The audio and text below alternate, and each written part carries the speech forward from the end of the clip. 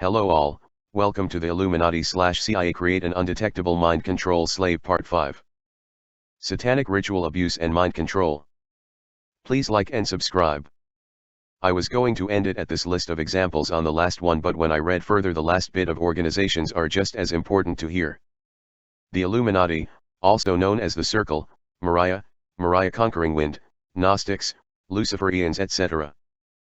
At all levels is involved in trauma-based mind control as perpetrators and victims, including IN's Ku Klux Klan, different KKK groups, Mafia Masons, Sea Freemasonry, Mod in Mossad, Mossad Le Aliyah Beth, Mormon Church, NASA, National Space Admin, National Security Agency NSA, National Programs Office, National Science Foundation, Naval Intelligence, ONI, Neo-Nazi groups, Oddfellows, Odo. There are 4 groups, P.4, Elite MI6 Section, Palo Mayom Bay Process Church and its offshoot Chingon, etc. Professional baseball, such as the LA Dodgers. Russian government and intelligence groups, GRU and KGB's successor, historically an early group known as Spetsbureau No. 1, called Chimera in Russian, which means chamber, did drug/hypnosis mind control research. The Spetsbureau was responsible for assassinations. Santeria Satanic Hubs, SOC. Of DK. Lily, CHDRN of Lucifer, UK, Temple of Power, previously known as Temple of Set, Umbanda. U.S. Army ESP. The Delta Forces and the 1st Earth Bat. U.S. Air Force Veterans Administration Werewolf Order. Some witchcraft groups besides Satanism and Mariah. 4 beginning foundational stages.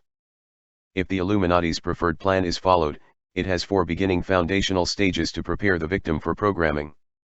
Let's list these, and then afterwards explain in detail these first 4 stages. One programmer named the stages 2, 3, 4 as stages 1, 2, 3, but the in utero preparations and preliminary ceremonies actually form an initial first stage. The first stage is the initial ceremonies and the in utero traumatization. The second stage is to have a premature birth. The third stage is to provide intense love for the child for the first 18 months by 2 to 3 selected Illuminati caregivers, and the fourth stage is to pull that love away and split the mind of the child permanently. Not every Illuminati child is born premature, but many are, because that is the preferred method for programming. Foundation Step 1. Preparation of the children by spiritual preparations and in utero traumatization. The Moon Children. The preparation for someone to be programmed also concerns the ability of a person to be demonized. Generational satanic families are sold out to Satan, and their children belong to Satan in a way that non-generational children do not. Because of the generational curses, because of the genetic bent toward the occult, because of the generational demonic forces, the Illuminati children are very good candidates for monarch programming. Part of the programming includes the layering in of demonic forces, and the participation in blood rituals in order to draw in the most powerful of demons. An in-depth review about this important but controversial subject is in Chapter 10. The Moonchild rituals are the rituals to demonize a fetus. However, the demons that are invoked are not the small ones but very powerful ones. In working with victims of this programming, it is clear that high-level demons were placed within these people at very early ages. Many of them, it is believed, were demonized before they were born by rituals like the Moonchild rituals. Blood sacrifices and human sacrifices are always required for this level of magic. Aleister Crowley, 1875 to 1947, was a Satanist who was a 33rd-degree Scottish Rite Freemason. He also was a leader in a number of other Masonic rites as well as an Odo leader, a chief in Stella Matutina, and a MI6, BR. Overseas Intelligence, agent. His writings have been important within 20th century Satanism and with black magicians. He wrote Moonchild, which was first published in 1917. The idea of the Moonchild is that via black magic a perfect soul can be captured. The belief in reincarnation, which is prevalent among the Illuminati and satanic groups, lends itself to the belief that souls compete for a particular embryo. On page 107, 108 of Moonchild, the idea is expressed, to produce a man who should not be bound up in his heredity, and should have the environment which they desired for him. This perfect soul in a proper person is called homunculus. The magical work upon which this is based is said to be derived from Bacon, Albertus Magnus and Paracelsus, who were all reported in occult circles to have captured souls and placed them into brass statues. The Hittites, The people of Asia Minor and Syria have long sought the ability to create a Superman and a Superwoman. The Illuminati's inside occult history places the Hittites in their ancestry. Clear back in 1917, long before Superman appeared in comics and movies, Aleister Crowley was writing about a Superman. The magical idea is to capture a soul from the fourth dimension. In the book Moonchild, the villa used to produce a moonchild was called the butterfly net. The Monarch Project then, which is named after the monarch butterfly, is also an allusion to the Moonchild Project, where butterflies are an allusion to souls, what Christians call demonic spirits.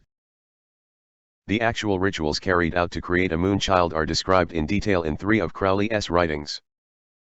A vague description of the rituals can be seen by reading the book Moonchild.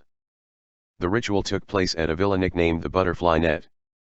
The villa was really an occult temple laid out in sacred geometrics. It had figures of satyrs, fauns, and nymphs. It had statues of Artemis. Lots of silver objects and crescents and 9-pointed stars were at the villa, because these objects all relate to the moon in magic. The woman who was pregnant was surrounded by objects related to the moon. The moon's influence was repeatedly invoked. A small triangular silver altar to Artemis was used. There was a sacred spring where the woman was washed. The number 9, which is sacred to the moon, was used along with its square 81. Prayers were made to Artemis, and there was the reenactment of the capture of Diana by Pen. The woman was coached to identify herself with what is known as Grandmother Moon. In the book she simply is called the Moon or Diana, by identifying her thoughts and actions with the deities one is wanting to invoke. The creation of the Moon Children within the Monarch Project involves high-level magic by the circle of Illuminati black magicians involved with a particular individual's programming. It should be noted that Grande Master and Grande Dame altars will understand demonology, but the sections, levels, of altar above them, are not informed. One of the biggest secrets kept from most of the slaves' altars is that their system was demonized while a fetus. First, this would give religious front altars the information they need to get them on the right track towards healing, and it could also adversely affect the programming lies of some of the front altars who don't realize how premeditated all the trauma and torture is. The front altars of victims themselves remember the cover story that the Moon Children were produced via torture in the cages as little children. The Illuminati have also planned that every one of the 10 commandments of God will be violated in their favor with the child. They prefer the child to be born out of wedlock so that it is a bastard. This breaks God's commandment on adultery, and also gives them more leverage to destroy the child's self-esteem. This entire plan involves generational curses which are spoken and unspoken.